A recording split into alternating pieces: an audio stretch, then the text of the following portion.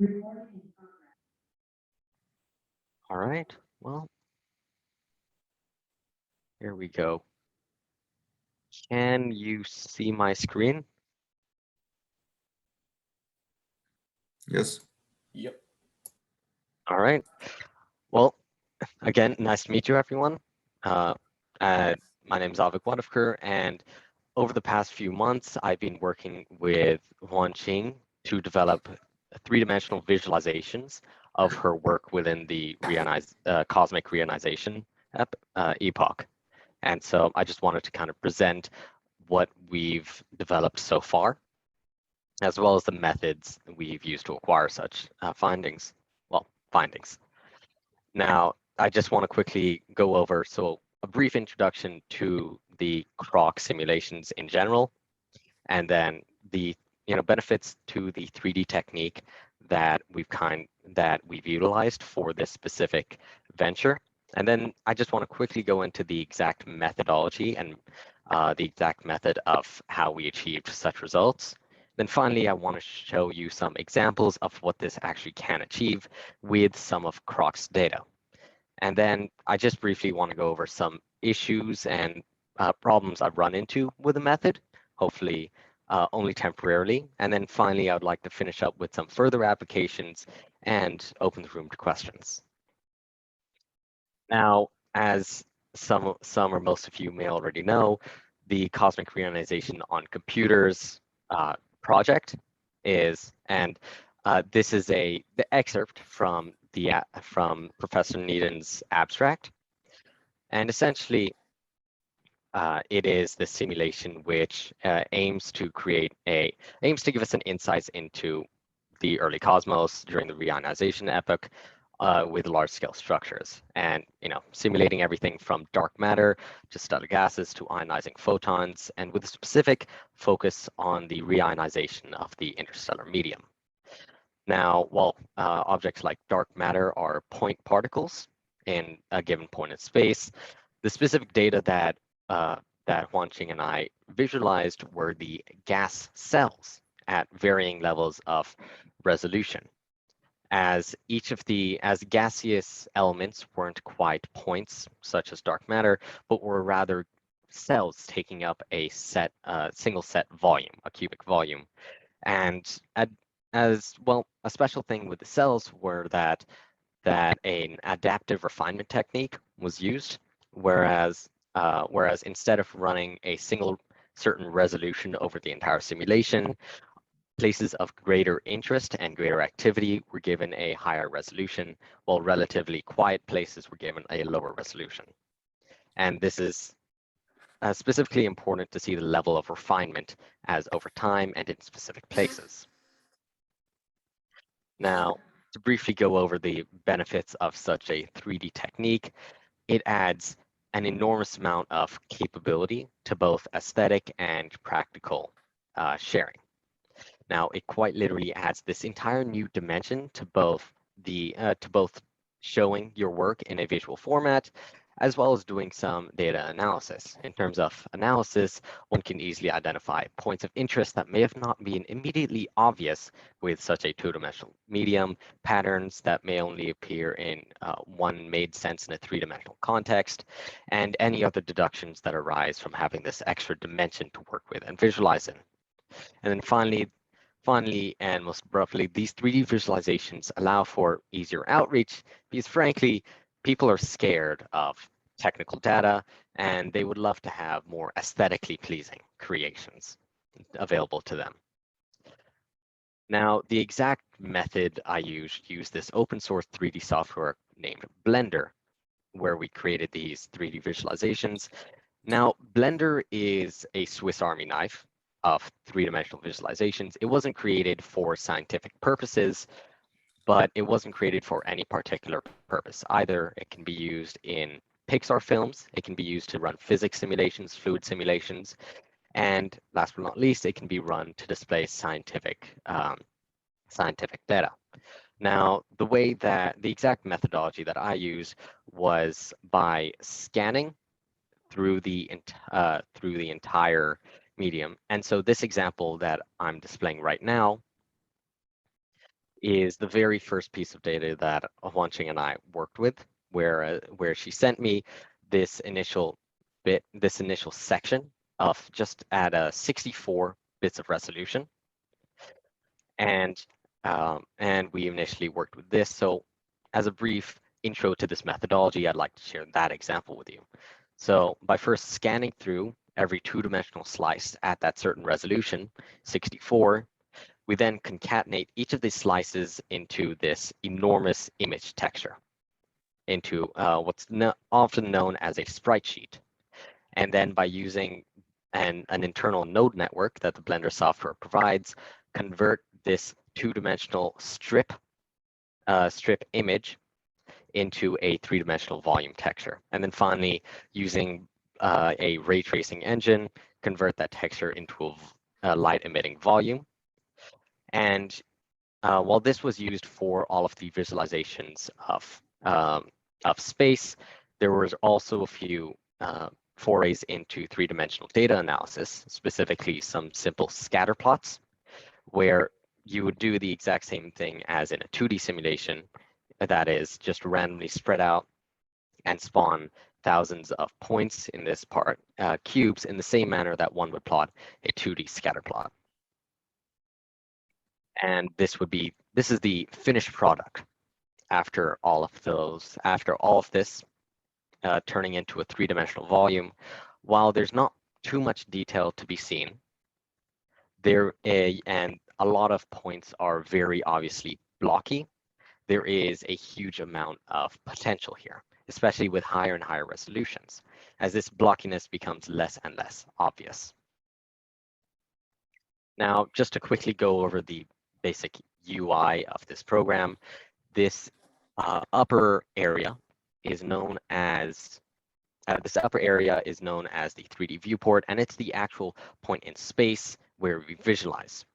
Now, this specific part is a density map at a resolution of 1024, and we'll see this in the future, but for now, just focusing on the actual method. Down here is Blender's internal node network. Now, this is where a lot of mathematics can be done, and essentially it's a sort of user-friendly way to visualize how different pieces of code can interact with each other in just an easier medium. So this initial portion of the node network is doing all the vector mathematics. Essentially, it calculates that we have this image texture. We're going to split it up into X equal parts and then stack those parts on top of each other. In this case, it's 1024 because this particular cube is at a 1024 resolution. Now it then leads into the said image texture. The image texture it's actually the input to the image texture, which seems counterintuitive, but essentially the output is the three-dimensional volume, which is then fed into the actual shader and volume data, which then emits light at every single given point in space. Now, finally, we come to the genuine examples and what all this has been leading up to. First, we have a density simulation at a resolution of 512. And while I am curious as to how Zoom will treat the quality, hopefully not massacre it too badly, I hope you can see at least what we've tried to go for. So over time, nothing actually changes, but rather we're just changing the color grading so one can see details in the actual simulation. For example, here you can see tendrils of high density compared to the relatively empty space around it. Now, we also have a density simulation at a resolution of 1024.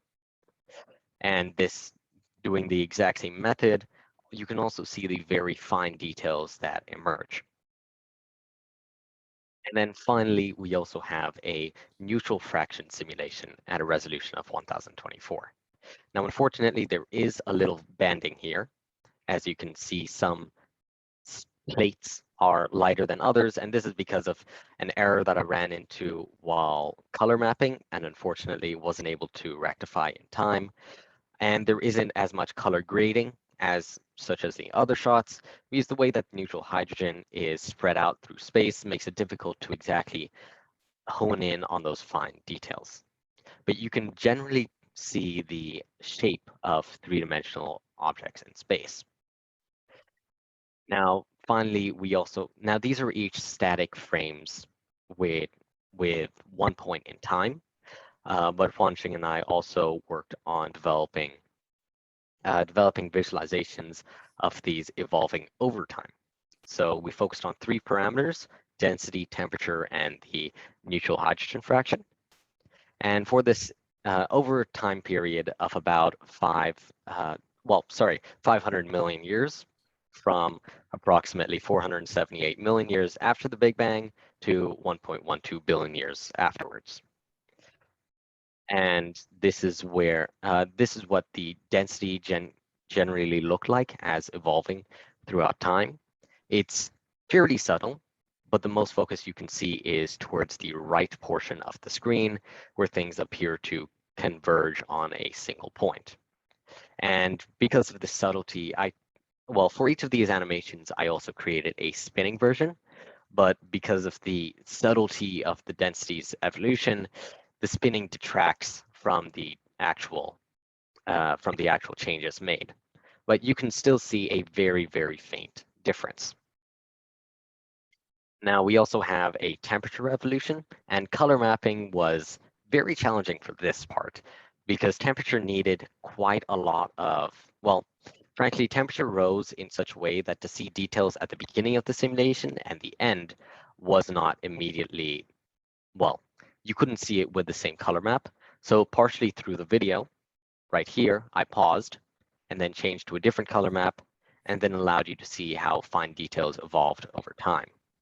Now, as a result, the colors aren't quote unquote scientifically accurate, and this makes it a far more science outreach visualization to use.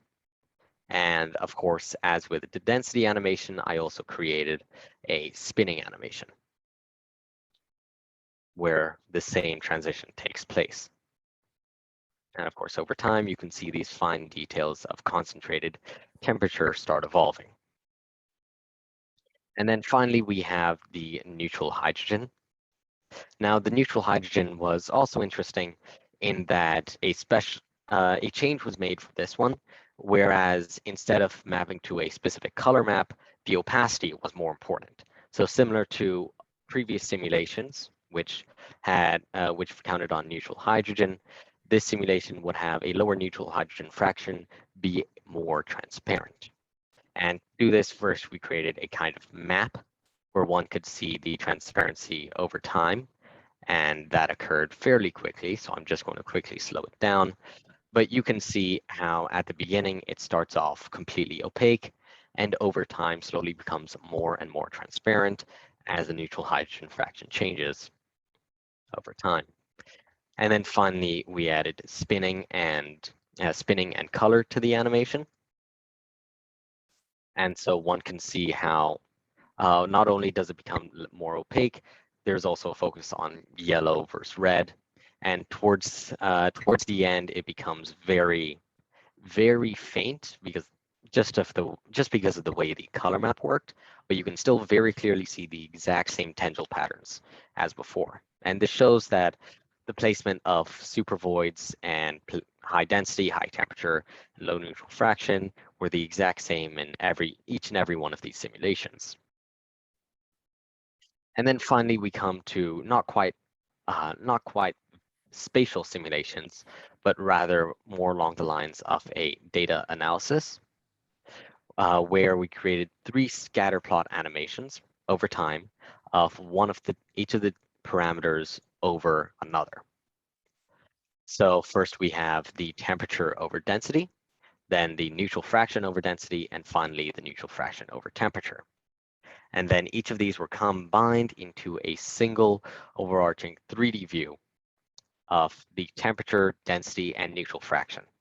And while this isn't really to scale, there aren't any log lines to be easily said, it does clearly paint a picture of the data of what's occurring with the data.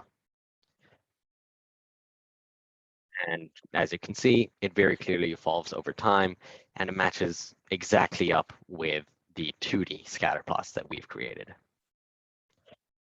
Now, I'd just like to briefly address some issues that we ran into with this particular method in terms of visualizing the spatial data. In that, first of all, it doesn't draw from the binary files, from the data files where this is stored. Instead, one has to convert it to images and then to a string of images, one gigantic image texture file, and then import that into Blender, and then Blender looks at the images. And this is because Blender does not have the native capability to change voxels, that is three-dimensional pixels or volume pixels, simply because that capability has been removed if there was not much use for it. Now, however, the open source nature of Blender, the reason that it's become, well, the reason that it's free and so attractive, ensures that theoretically one can create an add-on that allows for this voxel capability, but as of yet, I have not reached that level. Now, another issue is with the very image textures. And so with Blender, you can render on either a graphics processing unit or a central processing unit. And while the GPU is faster, it also has a limited memory. And so higher resolution things, higher resolution simulations will not be able to show up. For example, the 1024 simulations, I wasn't able to render with a faster GPU and rather relied on a slower CPU. Now, even with a regular CPU, a computer can run out of memory, and you would need to convert the gigantic image texture into 2 and at higher resolutions, maybe 4, maybe 8, and keep splitting them up. And I only ran into this problem once when developing the 1024 resolution movies, as I had to create one cube for half of the layers, 0 through 511, and another half, 512 to 123. Now, hopefully these are all fairly minor, and over time can easily be fixed with either better hardware or far optimized coding. But as of this presentation, unfortunately, these are still the issues that I faced. Now, this idea of data simulation and three-dimensional visualization has extremely far-reaching and further applications. And immediately with this group in particular, any cosmology simulation or calculation from the evolution of dark matter and energy concentrations, from the formations of early galaxies and dust clouds, or even void, supervoid, and tendril evolutions over time. These can all be very easily visualized with this powerful tool. Now, another layer is the three-dimensional data analysis, which we briefly saw.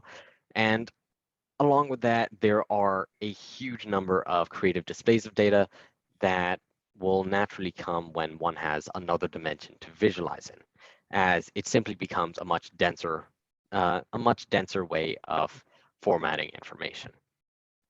Now, there are also a host of other ones, but I won't bore you by just staying here and listing them all off. So I would love to open the room to questions.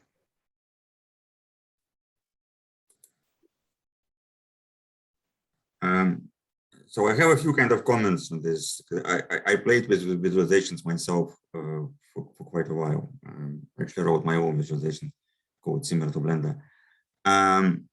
So that there are a few things. First of all, when you try to do things like 1024 cube, that's usually an overkill. It's an overkill because it's difficult to, first of all, even if you make movies out of this, they become pretty large. And then you would see it's the full resolution on a computer screen, but when you make like say presentations and talks, you usually don't get this level of resolution. And even with projectors that claim that they can project 1024 pixels, the reality pixels are kind of washed out a little bit. So for practical purposes, I think 512 cube is more than enough, especially given the sizes of this. So there's one comment. So the 512 cube should fit on most of the graphic cards. If you want, I don't know how familiar you're with Linux. if you want, we have a server here that has a terabyte of memory and 2 graphic cards. It's RTX 1000. You can just go to Wikipedia or Google this. So it's kind of a middle range. It's not a gaming graphic card. It's not Quadra. It's not GeForce, but it's ones that use, say, in medical imaging. So it's 16 gigabytes. And so it's not the most expensive one, which costs like $10,000, or it was all the $1,000 graphic card, but it's usually better than what you get on a regular desktop. So if you want, we can give you access to this, but that's on Linux machines. So I think Blender actually runs on Linux. At least Blender does run on Linux, and Yeah. I actually do have a Linux machine with me where I run the majority of my code, simply because I find it easier than trying to sort things out on Windows. So I do have some experience, some limited experience with Linux, and honestly, access to that server would be incredible. I'm not entirely, well, I'm not 100% sure how to run Blender, for instance, on it, but I would love to have that opportunity. Yeah, and the data is there anyway, so it's easier to access data. That's one comment. And then so the question, the comment, not the question. So there's a real challenge here in visualizing simulations in general. So the real challenge is that things usually run at 30 frames per second. And if you want to do real outreach and go straight to planetarium, and planetarium is run at 60 frames a second. So to get anything running for more than a few seconds, you're talking about many hundreds of data files. And so it's usually very challenging to produce that many. I mean, you can write that many, but it's very challenging to store that many data files. So if you look at the simulations that we used, the amount of full data files which are saved is really very small. It's only like 20, but that's all I could afford. We have this uniform grids, which I think that's what you used, but it's also only like 50 or something, or 60 or 70, and because they're also pretty large, expensive to store. And so the challenge in all this, in visualizing these big simulations, the challenge is that you would never get enough snapshots, because of snapshots of data files. It's like a snapshot through the simulation. You will never get enough snapshots in the simulation to give you, say, some reasonable length animation, like 30 seconds or 40 seconds. So the simulations that I have on my website that I ran from my old code, from my very old simulations, so they really produced 1,500 snapshots. But that was, at that time, was just an enormous amount of data. And I did it specifically because I wanted to make a reasonably long animation. But I've done it like in 2000, 2001, and I've been using it ever since, right? So this animation I used for 20 years. And so in order to do it really well, right, with a limited number of snapshots, you need to interpolate in between. So this capability is pretty tricky, and I don't know if this machinery that you use actually have this like Blender. So, but that's a challenge. So, in sense for you, if you can explore whether those tools can allow you to interpolate between the snapshots. And so if you can do that, then you can increase the number of snapshots very, very significantly and make the animation really run like for 30 seconds. And the advantage of that, because the animations you made are actually great, but they're very short. And so it's hard actually to catch. Really, human brain doesn't work that fast. At least my brain, I'm an old guy, and so it's hard for me to think fast. And so it's actually useful to have something which runs longer, then you can actually see, kind of distinguish these features, right, and pay attention before them disappear. So that's actually a challenge that you should think about. Of course. It's how to stretch this. So if you just make them run very slow at 1 or 2 frames per second, that would be very jumpy. You'll notice this. So without interpolating in between, it would not look good. Also, that's also an option, just to run the things at a very low frame rate. Right, that was my plan for quite a few of these, because I only had, well, only is a relative word, but I had about 80 still frames of data from 478 to 1.12. Yeah, and so 8 is very only, sorry. In this case, it's right. very only. Yeah, Yes, so you need 800. 80 at 24 frames a second is 3 or 4 seconds. That's it. So I'm forced to run it at a lower frame rate, but at a certain point, well, at a certain point, I just did so to conserve space. Well, but if you can figure out how to kind of resolve this, how to make these short frames, how to make these long animations from short frames, then that's actually a useful knowledge. It's not like a scientific paper, but you can publish something like a research note, right? So it can actually lead to a publishable work, to a scientific publication. So if that can be figured out, how to do that, and that again is very useful not just to us, but to many other people who have the same issue, that they usually run as big simulations, but they can only save a very limited number of snapshots.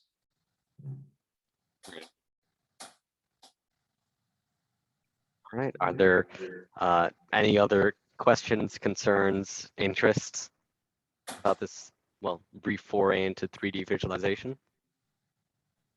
Can I ask a really dumb question? So can you put a quasar somewhere and then visualize, you know, the proximity zones of a quasar? I mean, I didn't save the data. Okay. You, so you don't have uniform grids for the quasar? No. Okay. It's a mistake. It takes a long time to save, and I just disable it when running on blue waters. Well, unfortunately, we had very limited data space. I mean, very limited disk space for this. Limited compared to the size of the simulations. Right? And so we had like 150 terabytes, and it was barely enough to save the bare minimum. Right? So it was a total amount of data that the simulation produced was the order of 1,000 terabytes. And so we had to reduce it by a factor of 8, which was very painful.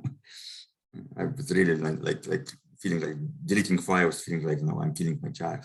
Something like this. So short answer, yes, I can. Okay. No, short answer, you cannot, because Huanqing didn't say today. I could. I have the capability if I had the data. I think Blender has interpolation function, but it's not necessary. I mean, probably you need to tweak a little bit, probably.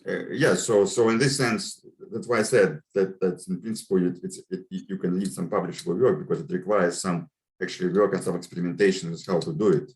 And so it's not like pressing a button, right? You cannot publish a paper, I press the button, but if you actually explore how to do it in a tool, then it's useful work that can be shared with other people. So then that can be published as a research note.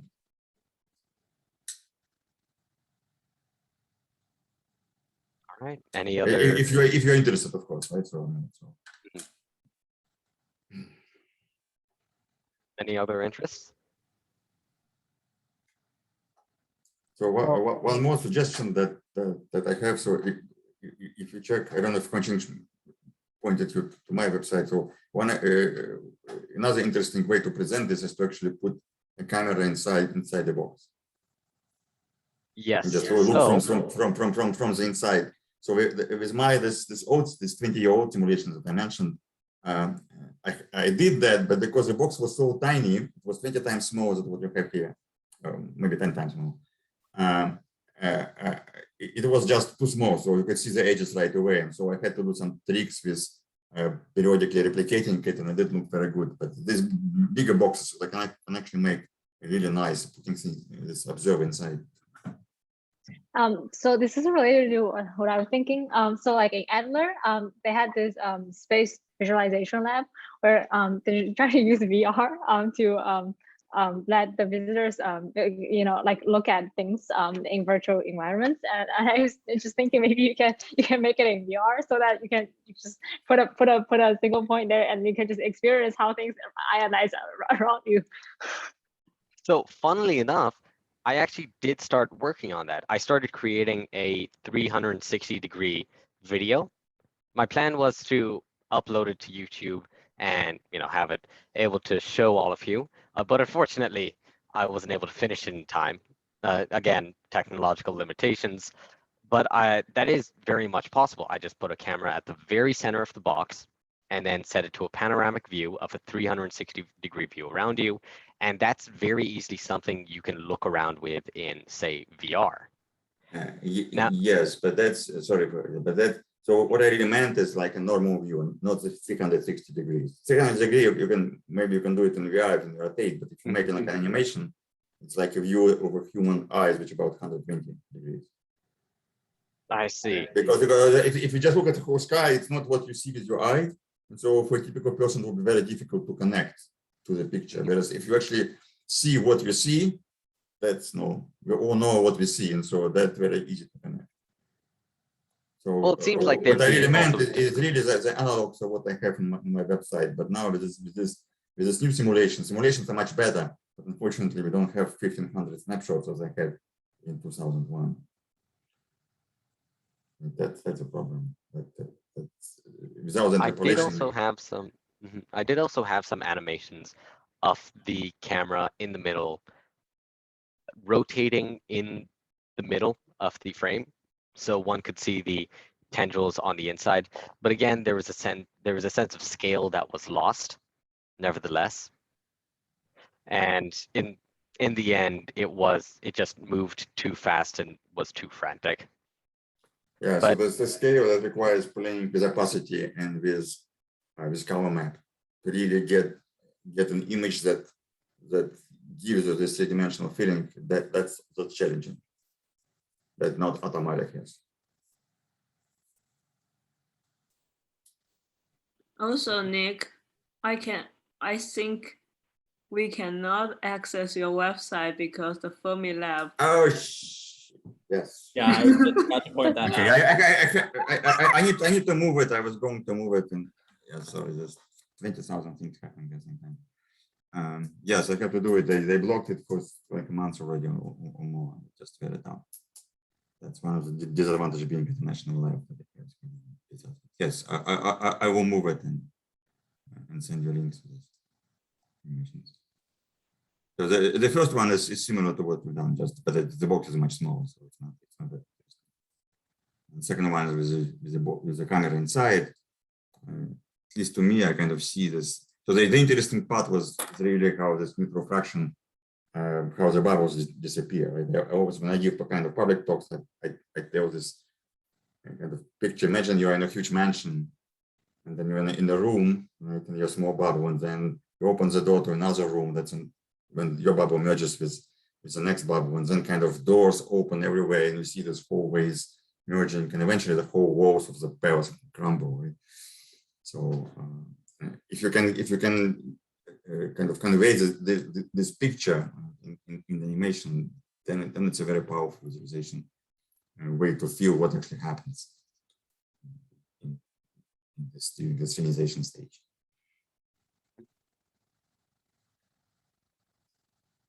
One more thing. I mean, I feel like I've seen some videos like where they like say start at like the solar system and then it's like zoom out more and more and more and more. So like I'm not sure if like what sort of scale these sort of like the physical scale of these simulations, but that could be also a pretty cool idea. Like this. Yeah, it also can be done because with dynamic range of 100,000, it's not from the solar system to the galaxy, but it's you still have even if you're doing a sort of like a few hundred squared image, then you have a factor of 1,000 to zoom in. Yeah. Right, the scale factor isn't non-trivial, I believe. The entire simulation is 100. The entire simulation is the 100 co-moving megaparsecs, and then down to the lowest resolution is, I believe, 100 parsecs. Yes. Yeah, so there is some. It's not a huge dynamic range, but there is some to actually animate. But for that you cannot use this uniform grids because it's all resolutions lost. You actually need to use the original data files from maybe Huanqing Chen can create from your hierarchical boxes or something like that. So it would require creating some intermediate data products, because the full information is only in the original simulation data files, which are not readable by Blender. So it will require some intermediate step, but maybe it's not very difficult step. Like also, I mean, at the same time, like if seeing a thing of you like go through a box, sort of like moving through it, and you just see like things going by you. I mean, I don't know if I'm being clear, but that's also No, I know exactly what you're talking about, and that actually that is surprisingly one of the things that I tried to do, but I couldn't get the timing right, because while on one hand it had to go slow enough through the box that you could actually get that sense of scale and movement.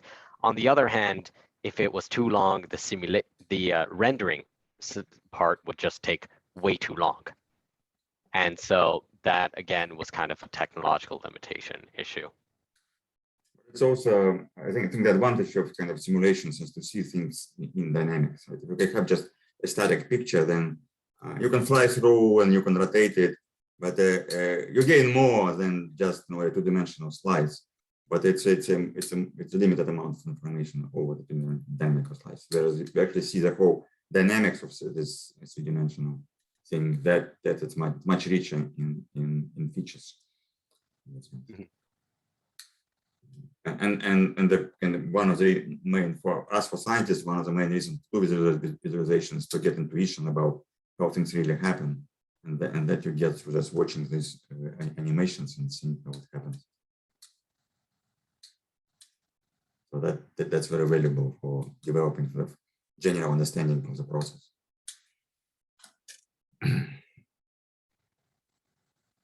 So I suppose just very quickly, let's see, is it okay? Oh, there we go. So can you still see my screen? Yes, yes. Okay. Can you see a movie or a video right now? Yes. Right. So this is exactly what you were talking about in the sense of moving through the simulation. And again, I'm not sure what Zoom does to the quality. And again, because it's on the very base level, you can see kind of some of the blockiness that comes, because I believe this is a 512 level resolution.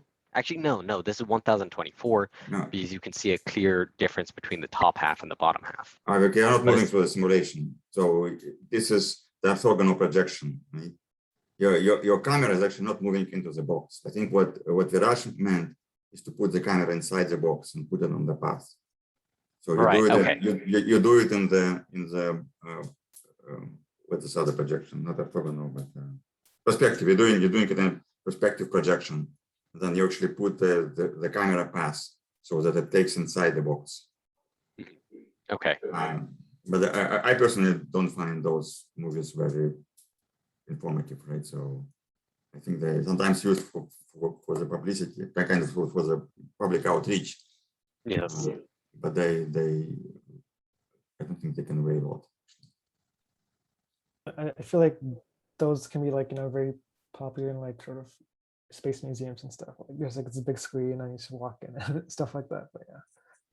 Yes, but it's usually that comes from like in-body simulations. In in-body simulations, there's not that much to see, right? Because just have a distribution of like you see the filaments, but they're kind of all more or less the same everywhere, and so there's very limited number of features. Whereas here you can also put stars, right? In my animations there are also stars in there, so it's both particles and volume rendering. This old ones. These bottom boxes are the n-body simulations. So Ralph Killer at Slack has these movies where he sort of goes through the box, and there he actually like pastes actual images of galaxies onto like the over densities in the n-body simulations just to make it look cool. Well, for that, Sloan is by far the best. The Sloan animation, because they have the real actually galaxies, right? They have the actual galaxies they observe at this particular place. Right. So, but for that, it will be hard to beat Sloan in the sense. It's not a uniform box because they have this holes, but they only observe the part of the sky. But in terms of representing what's actually there, this is by far most accurate thing. I think it's good. One idea is just to put in the neutral fraction cube. First, start with one centered in the one bubble and travel to another bubble, and then let it evolve and to see the opacity of the. I mean. Yeah, that's what I said. You put the camera inside and so then.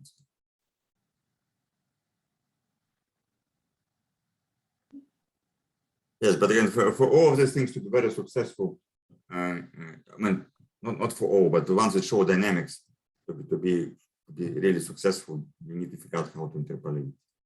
Is there any way to output only a small portion of the simulation?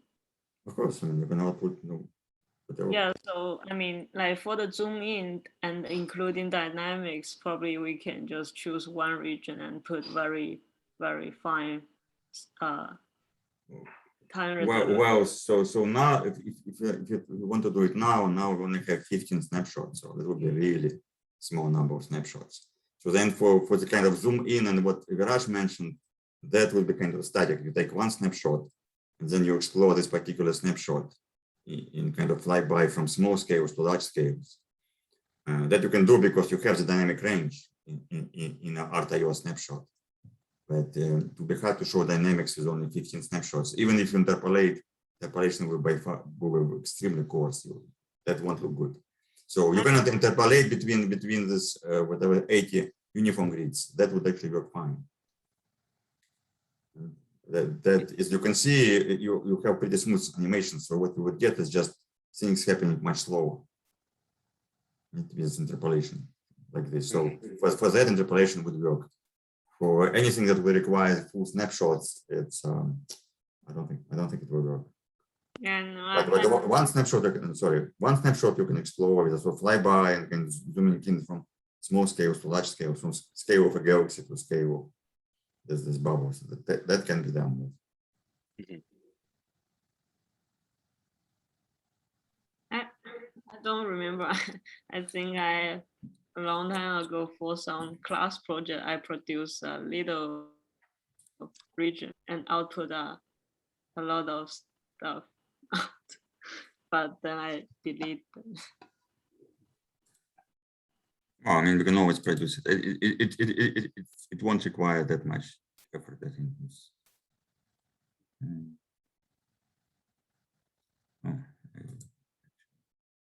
If you want, I can show some stuff that I have. Let me see if I can find this. So do you still want me to recording or you want to stop? Well, I think we can stop.